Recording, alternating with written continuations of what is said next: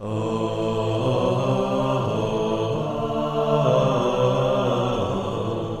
ConnerrLinks. Oh,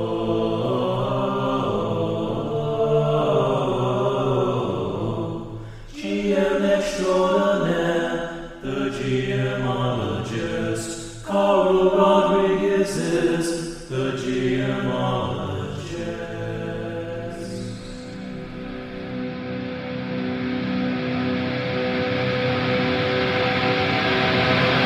Hello, everyone, and welcome to the GMologist Presents. I have not listened to podcast or created a podcast in about a week, I think, and I've missed a lot of stuff I should tell you. But I went on vacation. We took a road trip, my wife and I, and our best friends, Melissa and David, who have come on and played Deadlands. You might have heard a little bit about our sporadic Deadlands game, and we decided to take a road trip. It was Amy's sort of invention. She wanted to go kind of for our joint birthday present. Mine next week, July 20th, and hers in a few weeks, August 2nd. And we went and stayed at the Doghouse Brewdog Brewing Facility and Hotel in Columbus, Ohio. We drove there. Yeah, we drove there. It's about 20 hours from San Antonio, Texas, where we live, and we took 2 days to drive there, with David and I rotating the drive and the women as passengers. And we stopped the first night in Memphis, Tennessee, which is about 11 hours, and then the second night we drove on to Columbus, which is about 9 hours. However, the trips weren't straight 11 to 9 hours. We made stops in between. I think the highlight of our stop on the first day, for example, was Hot Springs, Arkansas. It's a national park there. We thought we'd have to go into the park, and we have both David and Amy have park passes, and it was not. It's like a free park in the city of Hot Springs, Arkansas, and it's really kind of cool. It's like they created from the late 19th century to about the 1930s. There were like bathhouses that were there and taking advantage of the hot springs that exist in that area. And all these bathhouses were created, and people went there for treatment, to relax, for convalescence. Now, Amy had found a brewery there called Superior Brewing, and we went there. That was kind of why we were going there. But we kind of toured the hot springs as well. The hot springs little museum. You could walk around one of the bathhouses that you could see what it looked like. They gave you cups, and you can go to where the fountain was, a public fountain, and take water directly piped from the thermal springs. There was a thermal spring there that you could test your metal and putting your hand in the 143 degree Fahrenheit water. So it was pretty cool. I could hold my hand in there about 4 seconds before it started to hurt. David tougher. Like, I'm good at like cold stuff. I can play with liquid nitrogen in my hands, no problem. David has hot hands, so he can put his hands in there for good more than 5 seconds. That's for sure. But we had a great time there. We went to Superior Bathhouse Brewing, so it's a converted bathhouse that isn't converted into a brewery. Here is something unique about that brewery, is that, like, we asked them, like, a lot of breweries do like reverse osmosis on their water. They take all the minerals out and then put the minerals back in. But here, they just pipe the water, heating it up maybe about 15 to 20 degrees. Because it's about 143 to 150 degrees, and ideal temperature for putting water onto a mash is about 166 to 170, depending on the type of grain that you're using. And they don't heat it up that much. They just use it straight from there, and that beer was good. I'm sure a lot of small breweries, microbreweries, get this chalky taste in some of their beers, but man, you couldn't tell. That's why I wanted to ask, because like, they're really good brewers for one, and I wanted to see how they use the water, because they could take advantage of this natural spring, and for sure they do. It's a great place to visit.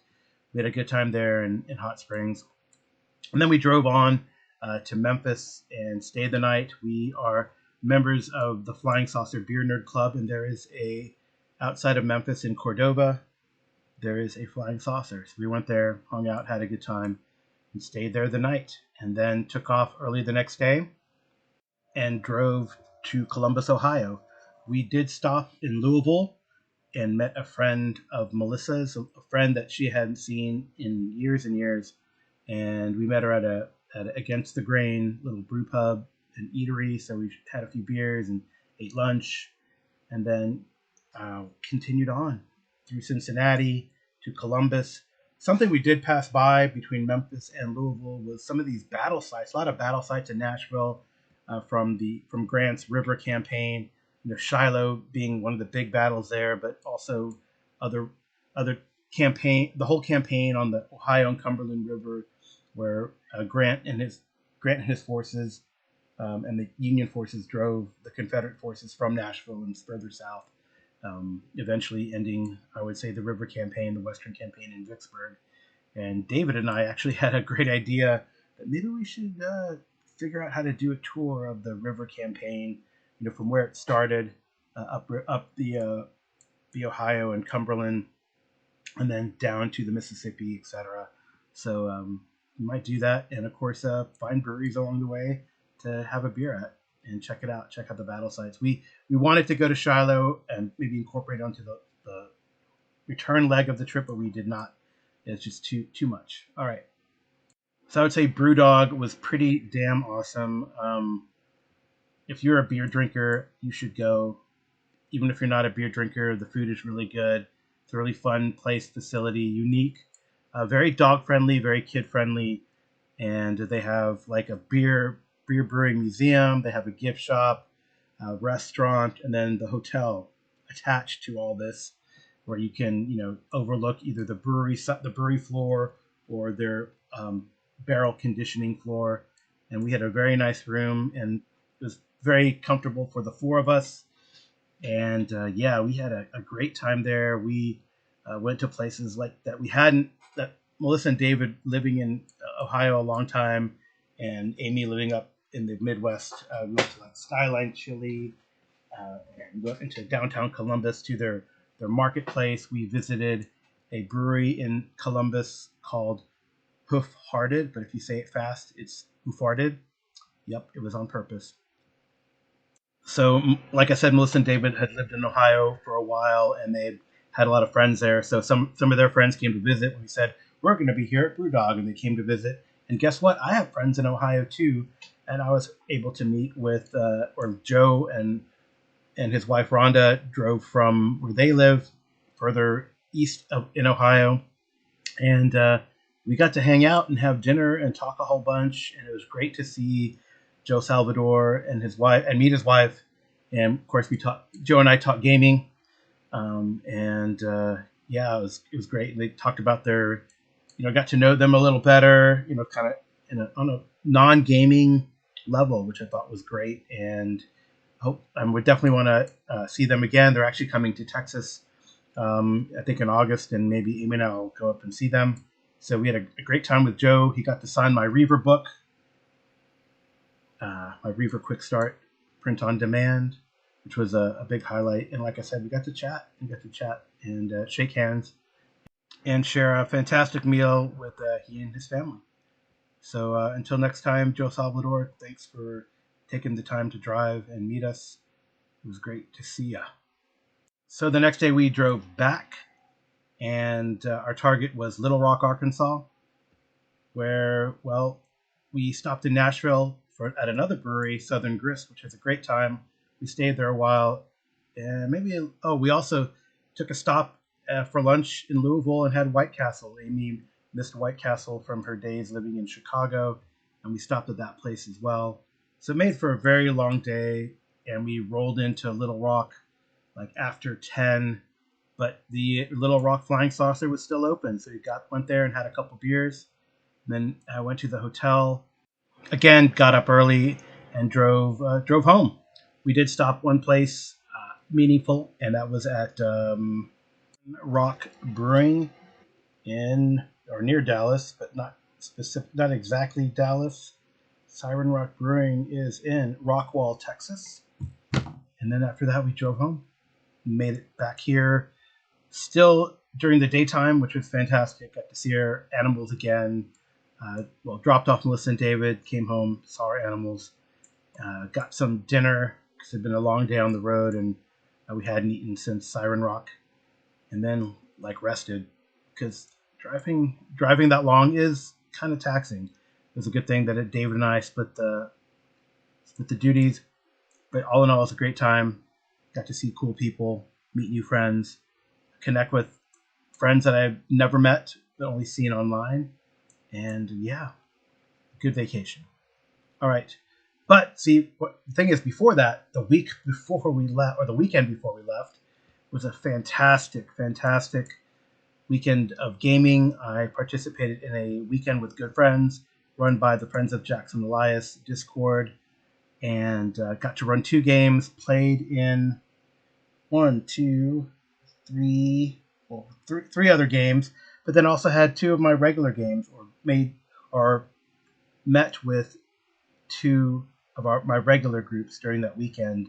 So all in all, it was a weekend of good games before a great week of vacation. So I'll take a pause here, and we will get to talking about some of those games, right? Because that's what this is, a gaming podcast. All right, be right back.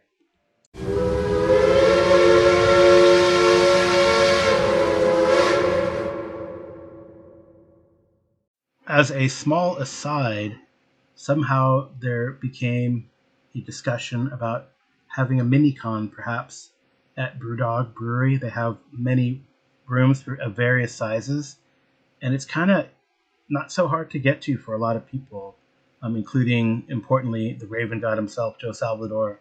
A couple of the players live nearby within 3 hours. And 5 hours, 7 hours. We would have to take the longest journey if we went by car, but we could fly there to Columbus.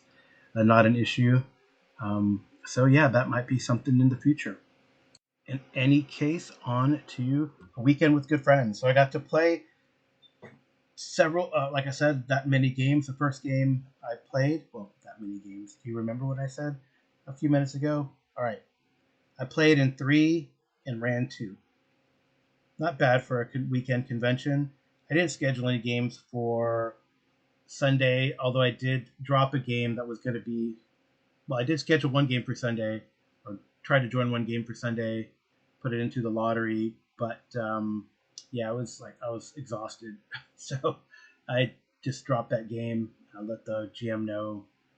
What is pretty interesting about the way a weekend with good friends works is you submit your games as a GM, then all the games are kind of listed, then players kind of pick what games they would love to play in, and they do a lottery system. And you can weigh what your interest is, because some games are popular, of course, played by famous folks who are there at a weekend with good friends, Scott Dorwood and the like. So you submit into the lottery, they do the lottery, you got the games. So it was kind of cool. It was kind of a neat system to do, a neat way to do it.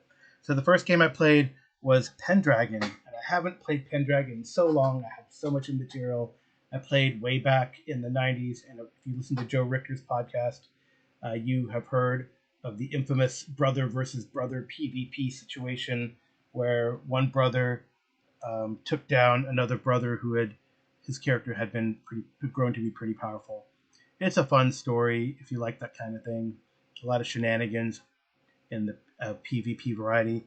This was not. It was a pretty good Pendragon game. I believe it is out for it's a published game that the GM ran. So I'm not going to dwell on it, but it was pretty fun. I played an Irish knight using a 2-handed sword. I definitely remember how Pendragon worked. It was very familiar to me, which tells you that it's like sometimes gaming and running games like riding a bike. And I really enjoyed it. I did pretty well.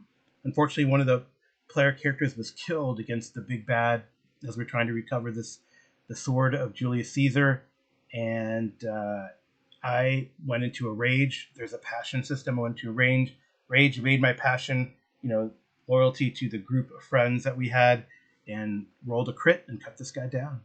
disemboweled him with the giant sword. So it was a pretty fun game. Had a good time. And then the next game I played was another game, one game I've never played before, which was Over the Edge, and it was not the published setting, however, but I liked the system. It seemed like you had certain traits that range from a 4d6 to a 1d6, and you just rolled the dice and try to hit a target number. I don't know exactly what the target number is. Probably maybe, since normally it's 2d6, I bet you the target number is probably 7 or 8 normally. So your chances are increased with, depending on the difficulty. Your chances are increased with more dice, obviously. And there's a meta currency mechanic where you have like a certain once or twice per game you can use an extra dice to roll an extra dice. So I think it was a very cool system. Our game, it was kind of like 1970s traveling down the Pacific Coast Highway and doing a lot of stops. The old group of friends from college are coming back together, and we met somehow, and we're doing bunch of stops along the way with many shenanigans. But the overall plot was that we were being chased by some bad guys from the future who were trying to stop us doing something, and we had to find what that something was. A couple of the players were in the know about this time travel thing, but my character definitely was not. I played a sort of a folk singer, had a couple decent albums. I named him, I can't remember, I think it's the name of Greg. I can't remember. Maybe Greg Pfeiffer, something like that. And he was a folk singer, used drugs. And my journey with these guys was, the trip was like the GM asked a few questions ahead of time. And I said, I'm going to meet my ex-wife to pay her royalties on a song that I wrote about her, and that was part of the divorce settlement, since the song was like the most popular song. But we all had a good time. I think there were some twists and turns along the way where we learned one player character was like a robot, or seemed to be a robot, and another player character really knew about the future and saving the future and all that kind of stuff. And we beat the Men in Black. We beat an assassin sent to destroy this sort of avatar or important a person to make a good future instead of a bad future, which we kind of heard about in hints along the way, and like the radio shows or like shimmers we would see of like what could be or not. I thought that was very interesting, and if Over the Edge is like that, sort of like this time travel horror conspiracy thing, I think I would enjoy it. But I really did like the system. Definitely does not seem to get in the way of the narrative and the shenanigans. So I definitely want to check it out again. After playing Over the Edge, I got to run the first of my games, which was a continuation of a game I'm working on, or a story I'm working on for Delta Green, using the Delta Green rule set, which is more or less Call of Cthulhu 6th edition, modern horror conspiracy. With so definitely there is Yog-Sothory and Lovecraftian mythos blended in. You play agents of this shadow organization called Delta Green, and try to stop the word of the unnatural, or the unnatural from getting out into the public eye. And I had run the first part of this game about a year and a half ago at a weekend with good friends called Emergency Stent, which was the beginning of sort of, I'll just summarize it. A patient presents himself, an older man presents himself with a condition that causes jaundice. It learns to be a blockage of the bile duct, and when surgery is performed, something jumps out, a la Aliens, and there's a video that surfaces, and the player characters are tasked to stop the dissemination of this video and find out what the hell happened in that OR. And eventually they track down that the surgeon has been sick and no one's seen him. They find out there's a lot of other information and clues you can find out about what's going on and what this is. And it's not really intended to be like a shooty, though I did have like the rival. There's like two groups in Delta Green, one that is more underground and one that is more sort of still supported by the FBI. If you read the lore, and there can be interruption or shenanigans with one or the other group. You can find out clues about what the infection was, and depending on the type of player character mix you have. But it's not really intended to be shooty. They track down that the surgeon has become some sort of a natural hybrid thing, and have to deal with it. And in the case when I ran it a year and a half ago, the player characters dealt with it. The cool thing was I had 2 return players that signed up for this game, and they really could help fill in the blanks for the other characters, add some context. So Surfing Costa Rica, they had discovered that the old man who had died on the surgery table had visited Costa Rica a couple times in the 60s and in the early aughts, and that for some reason the infected man was also planning a trip to Costa Rica post surgery, so after the time when he could have gotten the infection that caused him to become unnatural. So the player characters will track down leads to Costa Rica, and more specifically the volcano Irasu. Hence the title of Part 2, Surfing Costa Rica.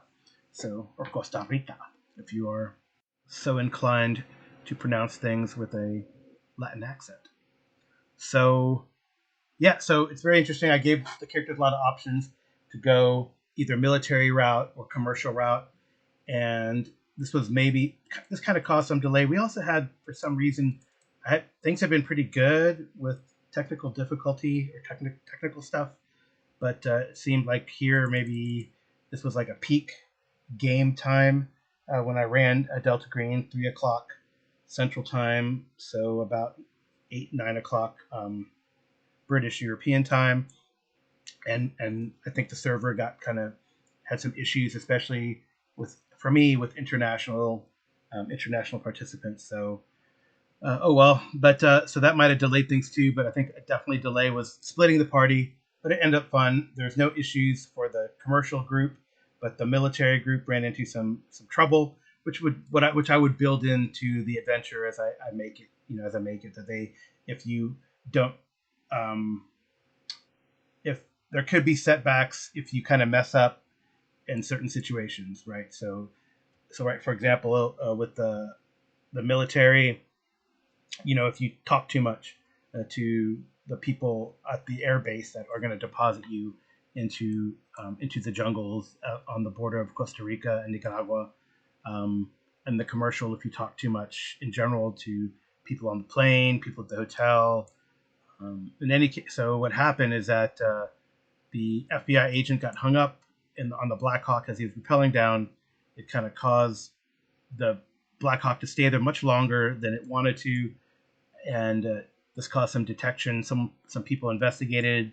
I rolled randomly. They turned out to be people, human traffickers, and the shootout ensued. But in this case, it was kind of cool. The player who played McMurdy last time played this time, and this time got to shoot people and took down these guys. There was some injury to the FBI agent, but they were able to escape and then drive and meet the others eventually in San Jose. I think one of the players, what he said happened is that they got caught up got strong. What do you say? Something about, well, I don't know I can't remember the exact analogy. They got wound around the axle. That's what he said. They were wound around the axle, which is to say that they got caught up in a lot of the minutia. So this caused them to then investigate something called the Volcanic Goddess Fertility Clinic. They had heard all these things about people from the U.S., Europe, and Chinese nationals coming to Nicaragua for fertility treatment, and a lot of land was being bought up in the shadow of Irasu, the volcano. So the players kind of automatically had, that sounded cult in their mind, which it is, and they went and investigated. But then, unfortunately, things went south in a way, and this is a question for you all to comment on. So, generally speaking, I would let them kind of roll with their ideas, and a couple of the players had good ideas, I thought, and unfortunately, they didn't make the right rolls, and they kind of like, oh man, got made, right? And in my opinion, a couple of the players had bad ideas where they called attention to themselves instead of kind of playing it cool. And that, unfortunately, got the attention of the bad guys. And the bad guys became on alert. They sent security. they escorted some people to the mansion of the leader of this cult slash CEO of the fertility clinic, and then the characters had to make an escape, like a violent escape. And that kind of made the session go over long. I had some ideas of them eventually to get to the volcano, find the alien spacecraft, investigate it. After learning what they were doing to people at the fertility clinic, taking them over there and infecting them with the alien entities, infecting them, etc. So yeah, I did miss a lot. I need to rework it. There was some interest in continuing this for some of these players. I don't know. I've been really busy, so I have to get in contact with them again. We exchanged information, but I think it was pretty satisfying. The running escape from a cult sanctuary is kind of a fun thing. It's like it became like a Tull situation. If you recognize the little town of Tull from the Dark Tower series, A Gunslinger, which I've just read, they didn't like eliminate or kill everyone, but they had to shoot some personnel and get out of Dodge, right? So really, Delta Green wise, the mission has been compromised. So I would have to figure out how to pick up the pieces after that would be going, right? These people invaded, trespassed, and then shot up people from the face side of it, right? From the front side, from what everyone else knows, a legitimate company. So they're gonna call on the Costa Rican authorities to try to arrest these people, right? That's the consequences. So we'll see how it would go. Another consequence was one of the player characters did get possessed by one of the alien entities, but has so far fought it off, which I think makes for an interesting continuation if we were to do it. But that was my Delta Green. Again, one of the players said that they got turned around the axle, so it slowed things down, and I didn't get to where I would have loved to have gotten, for this convention game. But it is what it is.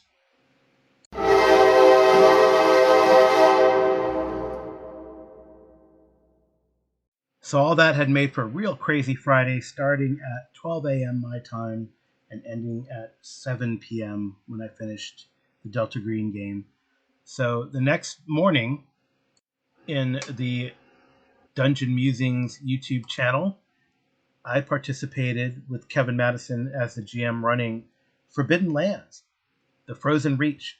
And I'd never played Forbidden Lands. I've done all the Kickstarters because I love Free League stuff, but I've never gotten to the table. It seems very interesting and compelling. And man, it was really good. I really enjoyed it.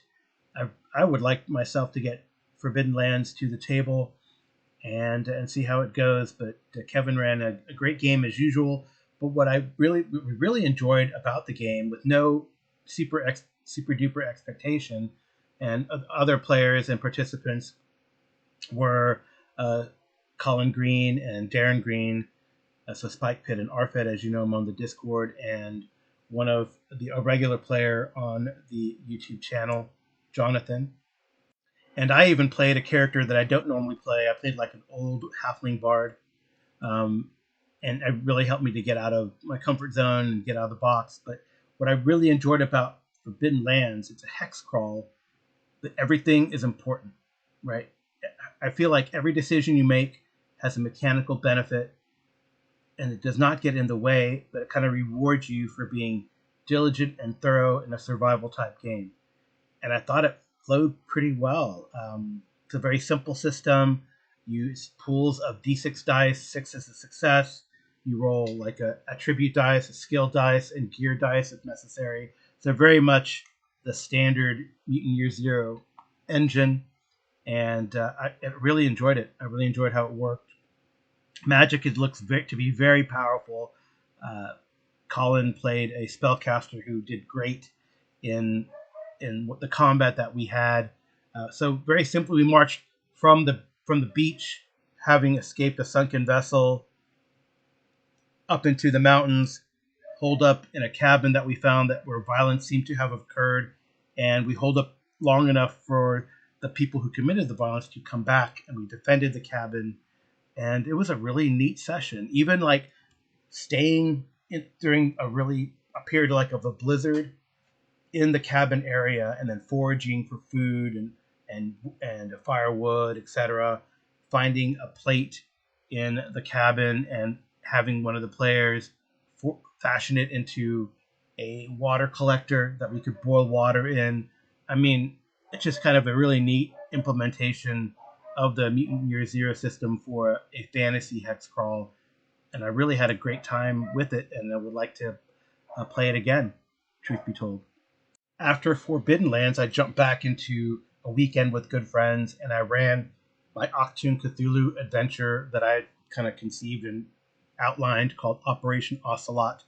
So I'm very interested in getting into Octoon Cthulhu. There is sort of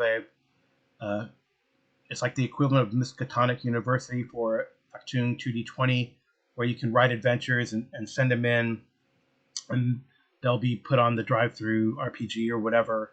And as long as you don't, and they're cool with any idea, as long as you're not doing something that they're already doing or in a theater that you're already doing.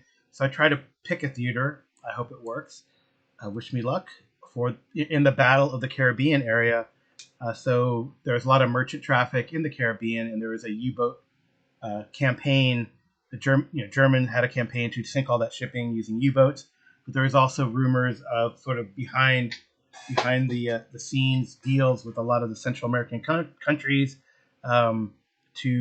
which were nominally neutral, but there was deals with some Central American countries to have German bases in their territory. Right, there are definitely some in Brazil and maybe some in other Central American countries. It's still kind of vague on what was there, at least from some of the published material I have looked at, but I can dig further if I actually produce a publish worthy project. So Operation Ocelot, characters start in Belize, in what was then called British Honduras, and then they travel on board a USS Erie, which is a monitor ship accompanied by a British ship, and I think I used the Beidel, which was there in that theater.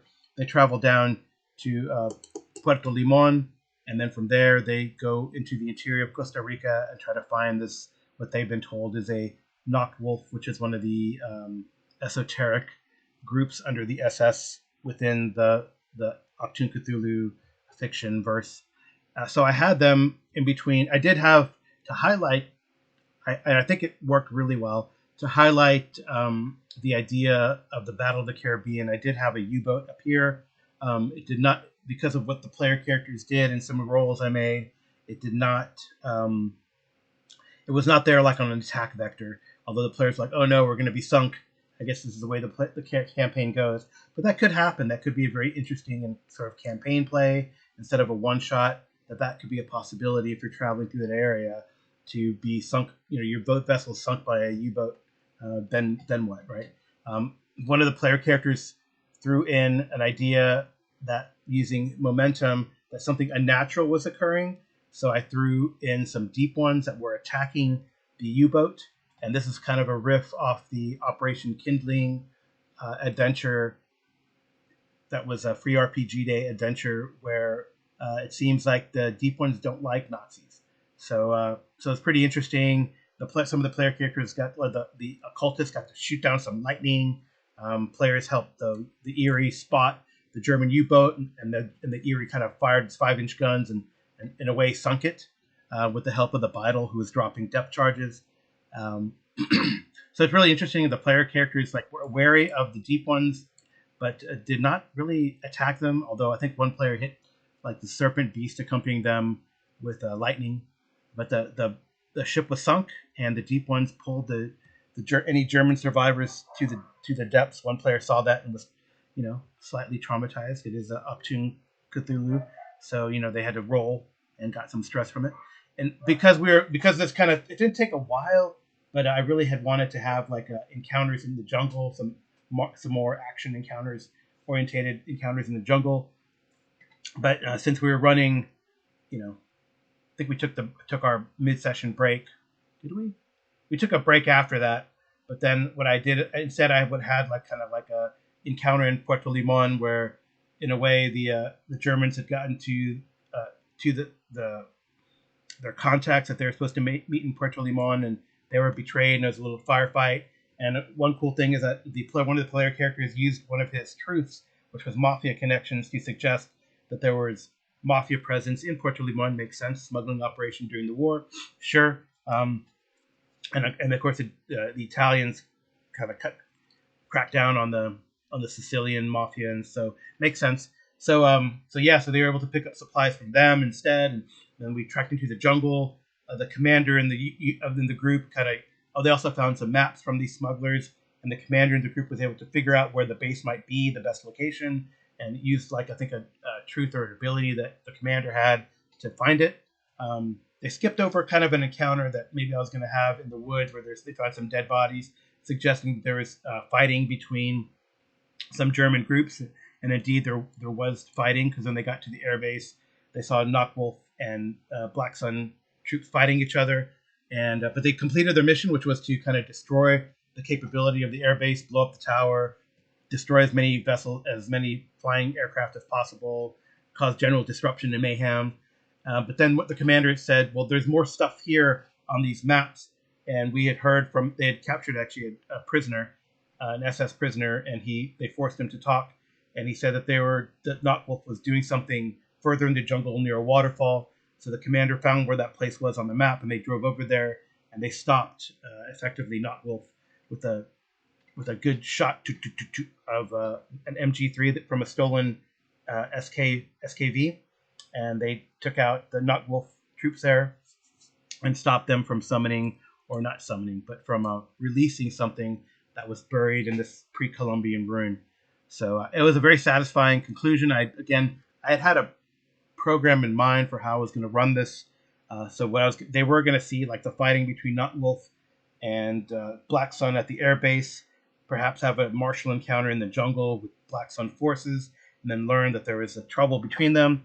And then at the site of the dig of the pre-Columbian ruin, more Knockwolf presence, and then have to fight.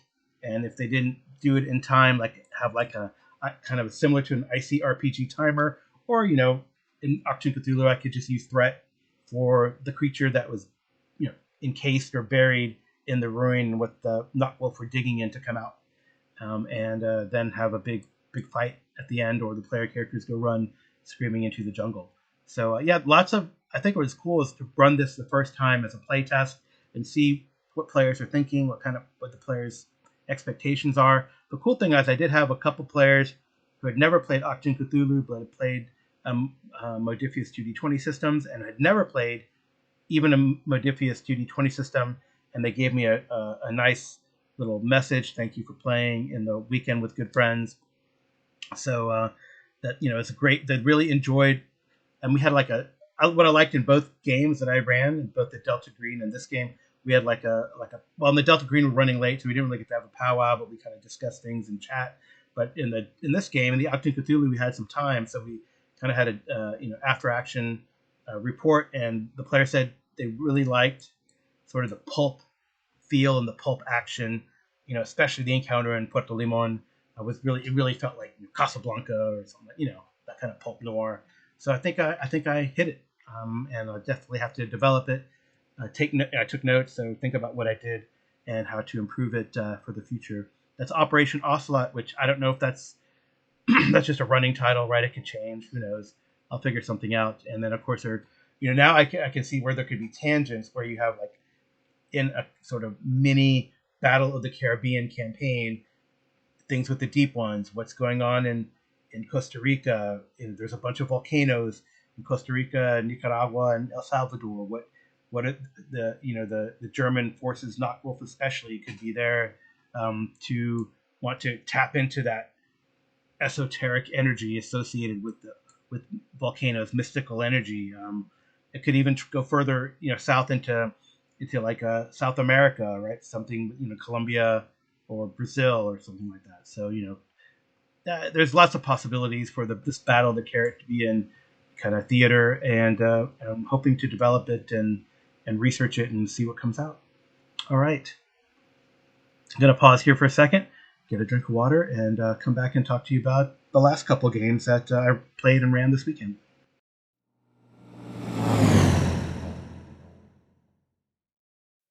One of the last games that I did play was a game I hadn't played before, and I was interested in was Unknown Armies, and I did enjoy that game. I couldn't quite get or grok the mechanic. I think it's percentile dice.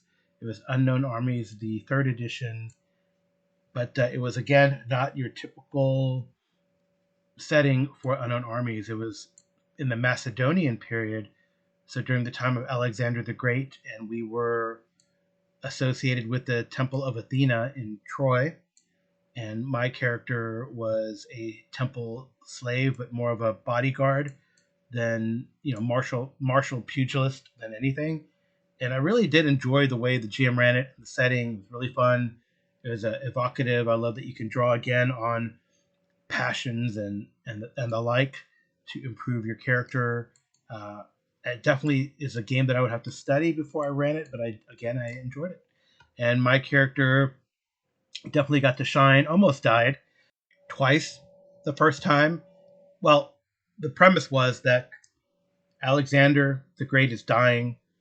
My character is associated with this curse that Athena laid on the Greeks, more or less. I guess that includes the Macedonians, sorta, and or at least the satrap of the region where Troy is in blamed that on this curse. And since my character Jocasta was associated with that, so if you recall in Homer's The Iliad, Ajax he assaults the Temple of Athena and assaults a woman there, actually one of Priam's daughters there, and therefore Athena lays a curse on the Greeks that none of them are going home, or if they go home, it's a tragedy. And well, since then, in the thousands, hundreds of years since then, the Loricans, from which Ajax the Lesser was from, would send two virgins across the Dardanelles and deposit them on the beach. If they are caught by the inhabitants of the Trojan countryside, they were killed. If they survived the 4-mile hike inland to Troy, they lived as slaves in the Temple of Athena until they died. So my character is the last, because Alexander actually stopped that foul tradition. But this satrap or whatever wanted revenge, so they sent an executioner to get me. Well, first they sent the executioner's men, then they sent an aspect of the executioner. It was, I think, the actual satrap or whatever they were called there, the leader or nominal governor placed in position by Alexander there. But he was, I guess, the way Unknown Armies works, if you can imagine, like American gods, people are avatars of a particular ideal or idea or god. So maybe it runs, I don't know what the difference would be running that versus Scion. But in any case, so I had to fight this executioner, or I decided to fight him. He actually drew weapons in the Temple of Athena, and I fought him, which of course is also, but the GM ruled that, well, this is kind of blasphemy to Athena, and I could defend the temple in that regard. And I actually rolled like a critical success and knocked his jaw into his brain and killed him after he injured me a little bit.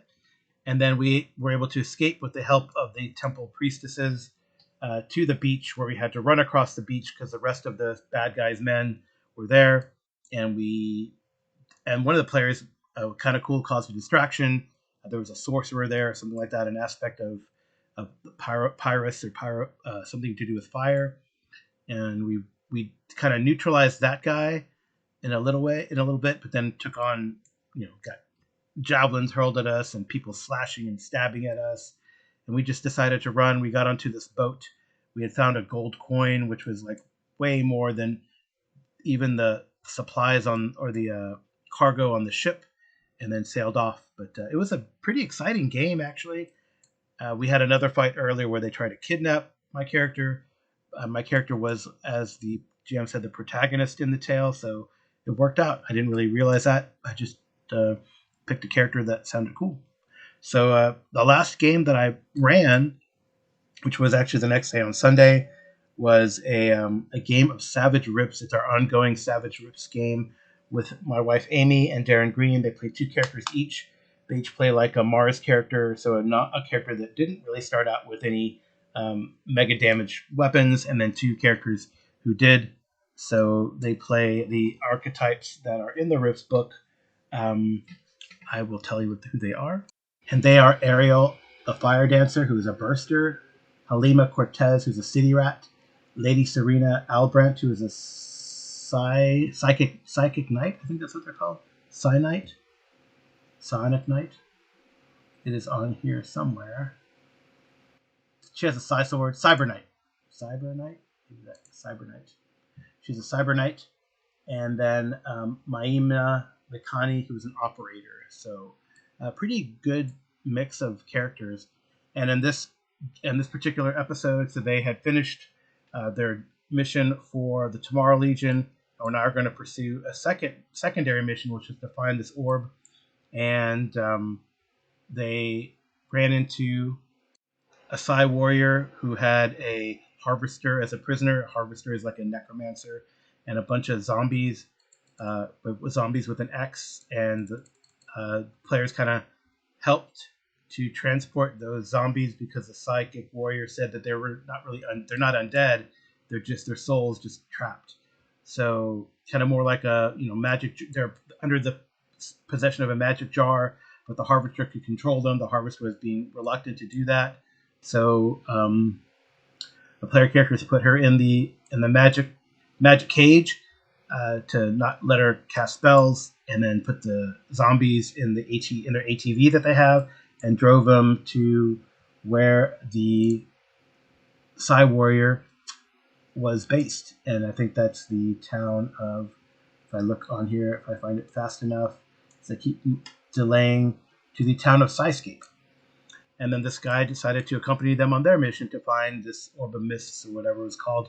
So when they got to the town where the Orb of Mist was, and I was able to use like the travel from the Tomorrow Legion field guide, the travel rules, which is really fun, and it kind of prompted these encounters from happening in a way, or at least I blended them in to what was happening, which worked really well. So they came upon the town, and there was an obstacle was what was happening for that day, and I decided to incorporate this into what might happen, that the town had been compromised and the orb had been taken from the shrine, and then they were able to track the people down who did this, and they were agents of Lord Dunskin, the nominal leader of the Federation of Magic, and they're trying to prevent him from the orb. And it consisted of this party: a dragon hatchling, 2 mages, and a bunch of magic warriors. I think they're called Magic Zone mercenaries, and 2 combat mages. So 1 combat mage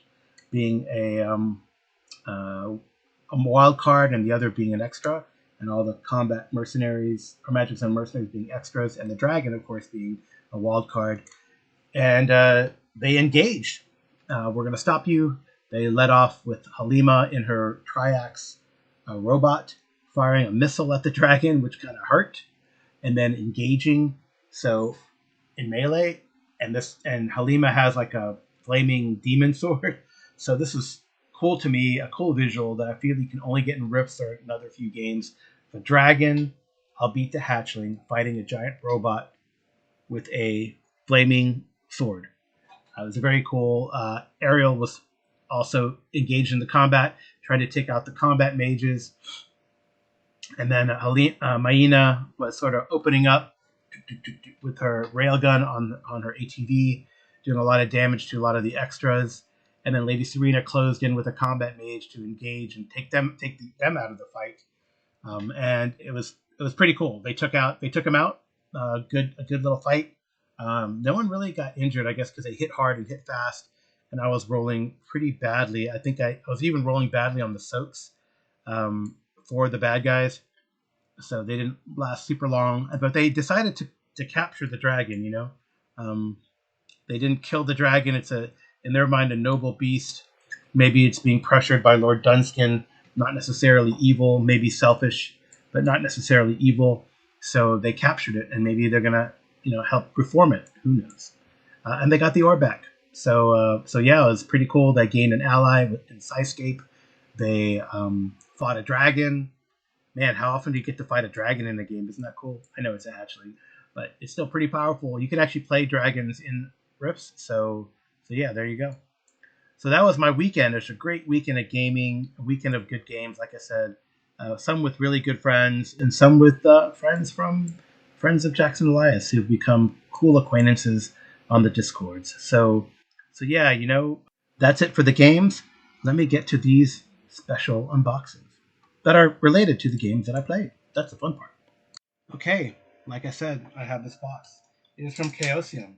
It measures in at 31 3/4 centimeters, or 12 and about 3/8 inches by 36 centimeters and 14 and 1/8 inch. I hope I have, yes, I do have the box cutter nearby. Good size box. Well packaged. Slicing it open with the box cutter.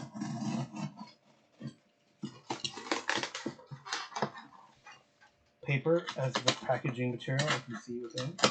I hack this thing open.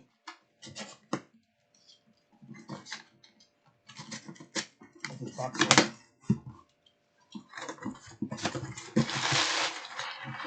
Oh, it's a box within a box. Alright, so a box within a box. An inner box. I think I'll also need a box cutter for. It's perforated, but then it's taped and perforated. So once I do the tape, it looks like it's going to be easy open. And here it comes. Yeah. I jumped on this right away when I saw that it was coming out. And this, my friends, is the Pendragon starter set for 6th edition Pendragon by the late Greg Stafford. Relive the glory of King Arthur's court. Pendragon is a role-playing game set in King Arthur's Britain. You take on the role of knights and overcome mythical monsters, rival knights, and other wondrous challenges in search of glory. The starter set presents a world of great adventure, the time of the sword of the stone, of the boy king and Merlin and their struggles against those who would seize the crown for themselves, and of the flowering of chivalry. This is a time of desperate battles, dark portents, enchanted forests, pride, and self-indulgence. So, inside the box, there are, and I will kind of go through them as best I can. Not as quick as I can, I don't know. We'll see. But there is a book 1, The Adventure of the Sword and the Stone. So learn the rules as you play Pendragon, as you play a solo adventure. Book 2 is The Fabled Realms, everything you need to know about the game setting and the core mechanics.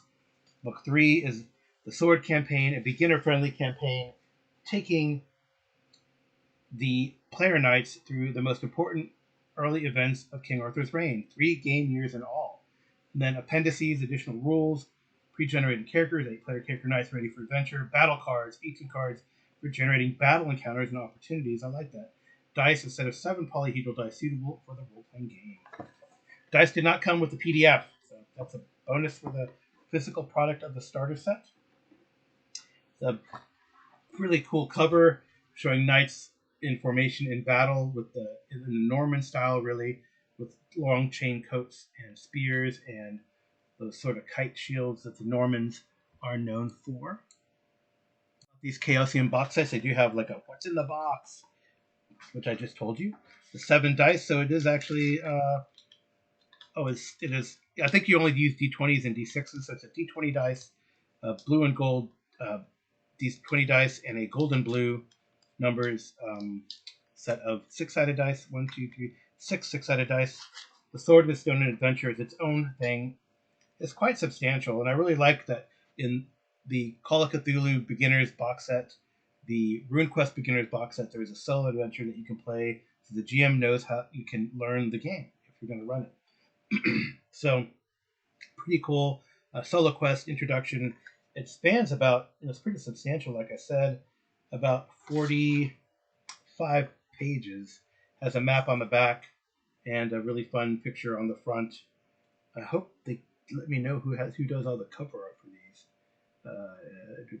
Cover art for this one is Andrei Festov. Does it get me the... Oops, no, dice go flying. Cover art doesn't tell me yet for this, but maybe it will in the main rulebook. As I reach for the dice and flew away. There's a nice little space for the dice there. So it's pretty good, substantial. I think, right, notably, it seems there's a pretty long, like a half-inch margin on either side, 2 columns. That's the general format. I don't know if the half-inch margin may be a little big, too big for me. I don't know. It seems like you could. And then on the top and bottom, it says on the bottom especially, except for art that overlays into it text-wise, there's about an inch margin and a half inch on top. So maybe that's what's kind of weird is the inch margin on the bottom in the layout. But that's that book, the Sword in the Stone. The book 2 is a Fabled Realm, so it tells you about the rule set. And let me see. Hopefully they give me who's again. Andre Festov is the cover artist. I wish they give me the artist of the. Maybe this person is also the cover artist for the front of the box set. It seems that one's more painted as opposed to like a graphic art type of thing. The cover of the Fabled Book 2 is like a knight in hunting leathers. Oh wow, about to attack the questing beast with his dogs, which is kind of cool. So it's this book is about 60 pages. Explains the rule set about it. I feel like it's a pretty not a hard rule set.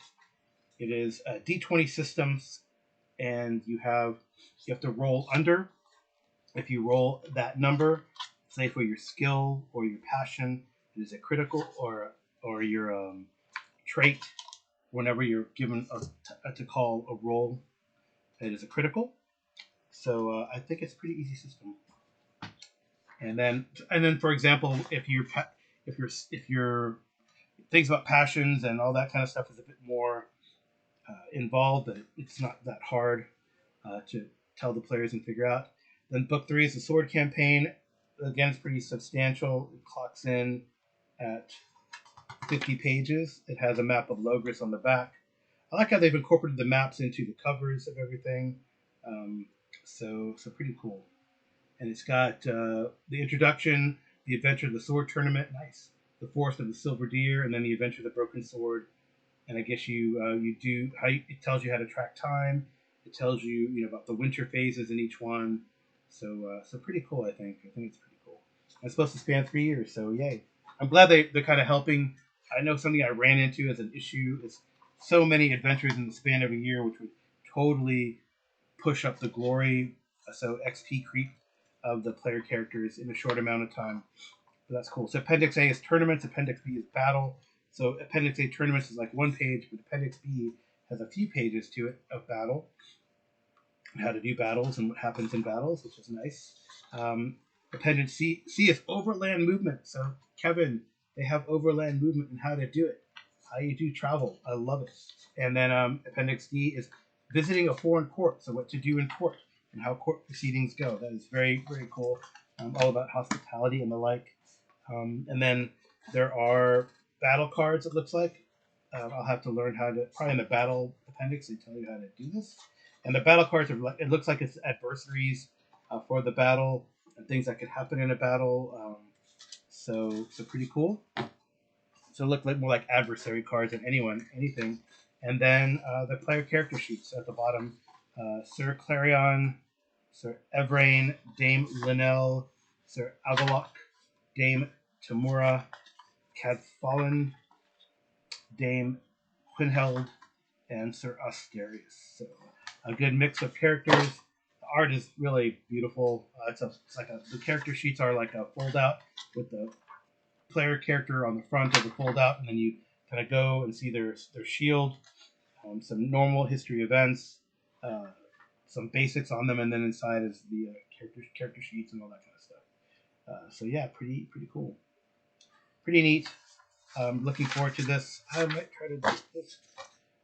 If it weren't for my birthday and having other plans, maybe this would be the one that I would be running on my birthday. But I'm not, and that's another podcast. I will not talk about that here. But yeah, I'm looking forward to this. I definitely want to start seeing how the the Adventure Works. And I'm giving this in this particular podcast because, well, you know, I got to play Pendragon and I was inspired, and I signed up for the starter set. So there you go. Pretty cool.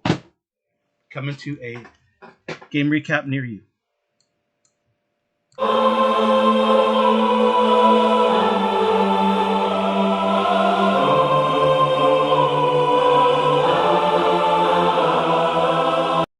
So I received a box today that I am going to use as an unboxing for a mini review. I don't know what it is, but I suspect I know what it might be.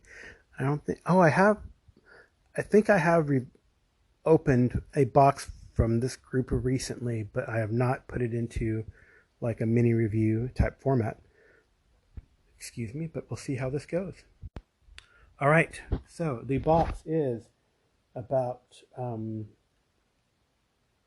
So we're doing length times height. So length and then width.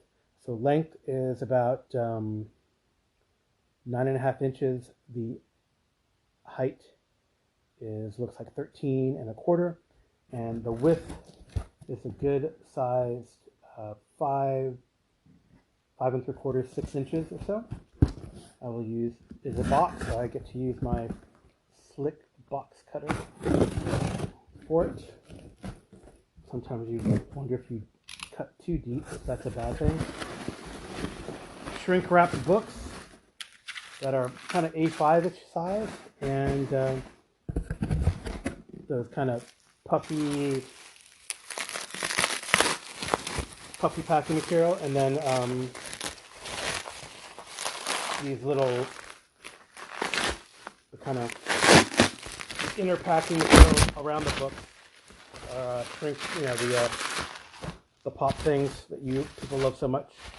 And here we got 3 books for the Forbidden Lands, their latest Kickstarter, which was sort of centered around the Bloodmarch. I've had the PDF for a while. I've never gotten Forbidden Lands to the table, but I got 3 products here. The Bloodmarch, the Book of Beasts, which is kind of a nice looking deluxe type of faux leather cover, shrink wrapped, open in sort of a bluish color, and then Bloodmarch, the book itself, and then a map and cards pack, which I don't think I'll open yet until I run this, but it does have a large double-sided color map of the Bloodmarch, so 728 by 520 millimeters. It's like a hex map with everything there. A sheet of stickers for adventure sites and gravestones to make it, the map becomes like a living, permanent chronicle of your adventures. I figure that you could do this on the VTT also, right? And then just set that up. I've done that for like Kingmaker, as the characters expand their territory, what they've explored. I did that in Landfall for the Starfinder adventure path that was where you're kind of colonizing a world. There's also 7 custom playing cards for magical artifacts and a unique mount as well, which you didn't have to pay an extra fee for. So the Bloodmarch book itself, again, it's kind of like A5 size. It has the inner cover has a map of the Bloodmarch. The back cover has the drawn lands. I think the whole thing, is that maybe the whole thing? It has like this map that has like the Bitterreach, Ravenland, Alderland, Osleen, etc. So I don't know where the Bloodmarch exactly falls, but it must be somewhere within this overall place. I am not sure. Maybe there's a map somewhere.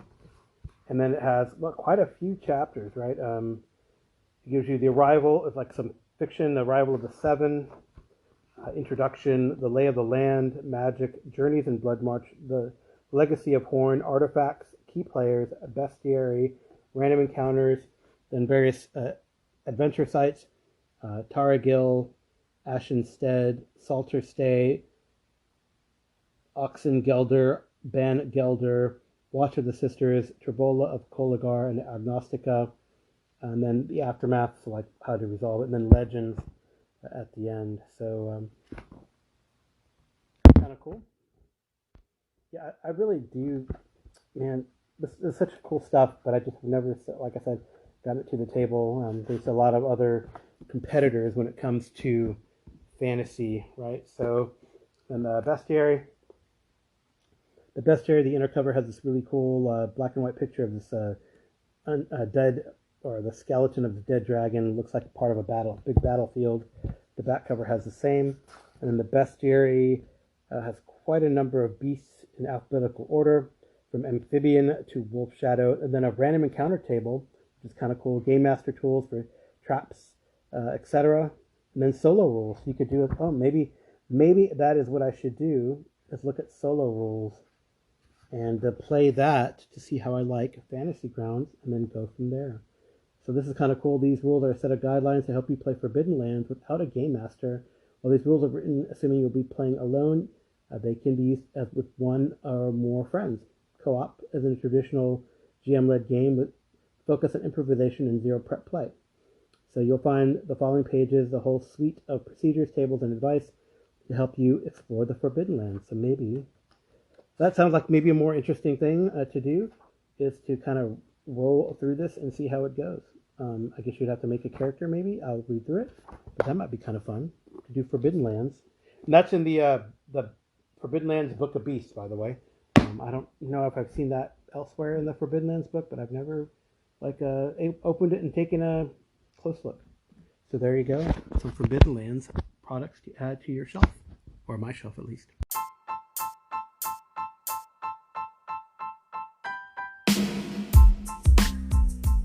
Okay, well, I think that'll be it. No, I'm not doing a mini review on the Bloodmarch. You heard about my lauding about Forbidden Lands, and that's why I put this unboxing that I've had since like May 1st in here. So I hope you enjoyed my podcast. It's gone over long, but I wanted to talk about a weekend with good friends and a weekend of good games. And well, I threw in the Roadtrip recap. Some of you might like it, some of you might not. And threw in a couple unboxings, which some of you might like and some of you might not. And somehow I defaulted to a southern accent for a brief second. Maybe it's all that traveling through the country. And I really do love this country. I mean, friendly people everywhere. Don't let the media fool you from the anger and hatefulness of a few people. This country has friendly people, and they'll stop and help you, stop and give you directions, or help you when you need directions, or just be kind of cool. Look at all those pictures that my wife Amy took of people all over. It was great. It's a great trip, and it's a great country. So take the time one of these days, if you can, you who live in the United States, or if you're visiting, to travel across country, and you'll see that it is not what is shown on the news media, but people are cool everywhere. So after that public service announcement, I will say that this has been the Geomologist. Thank you guys for listening. If you have comments, you can leave me a voice message and send it to, or an email message and send it to geomologist@gmail.com. You can also do that using DMing me on Discord. I'm on various Discords. You can send me a DM with an audio message. I have a SpeakPipe account that's linked in the show notes, and you can try and leave a message on Spotify for podcasters, formerly Anchor, and I will play it. So no messages this time. I got some messages for the next time, or at least one, and maybe I'll get a few more before the next one, although that'll be probably pretty soon, because the next one is going to be, the next podcast for sure is going to be planning for my birthday games. So I'm running a few games on my birthday, a couple different games, all 3 different rule sets. So it should be fun for my birthday week, that is, because that's what I like to do. Hey, happy birthday, Carl. I want a game. So anyway, that's true. Thank you for reminding me. There is not 3, but 4 birthday games coming. And it should be pretty cool. And we'll see what we can do. And again, thanks for listening. Good night and good rolling.